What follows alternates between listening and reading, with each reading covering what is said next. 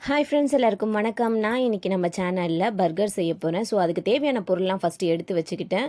இன்றைக்கி நான் பர்கர் செய்யறதுக்கு பேக்கரியில் விற்கிற சாதாரண பன் தான் வாங்கியிருக்கேன். அதை 2 பாதியாக கட் பண்ணி தோசைக்கல் வச்சு அதை ஹீட் பண்ணிவிட்டு அதில் 1 ஸ்பூன் அளவுக்கு நெய் சேர்த்துட்டு அந்த பன்னை லைட்டாக 2 பக்கமும் ஹீட் பண்ணி எடுத்துக்கிறேன். அடுத்தது ஒரு முட்டையை எடுத்து உடச்சி ஊற்றிட்டு அதில் கொஞ்சம் உப்பும் மிளகுத்தூளும் போட்டுக்கிறேன். இது டபுள் பக்கமும் ஃப்ரை பண்ணி எடுத்துக்கிறேன்.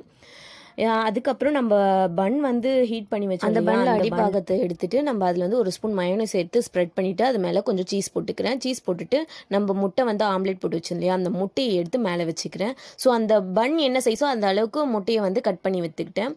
இதில் வெங்காயம், தக்காளி, கொஞ்சம் சீஸு, ஒரு குடை மிளகாய் சின்ன சின்னதாக ஸ்லைஸ் பண்ணி வச்சுருக்கேன் இல்லையா, அதை வச்சுட்டு மேலே அதோட மேலே வர பன் மூடிட்டு தோசைக்கல் வச்சு 1 ஸ்பூன் நெய் சேர்த்துட்டு அது ஹீட் ஆனதும் இந்த பன் எடுத்து வச்சுட்டு நம்ம ஹீட் பண்ணிக்க போகிறோம். ஸோ பர்கரில் இருக்க சீஸ்லாம் நல்லா உருகணும். அவ்வளோதான், சூப்பரான எக் பர்கர் ரெடி.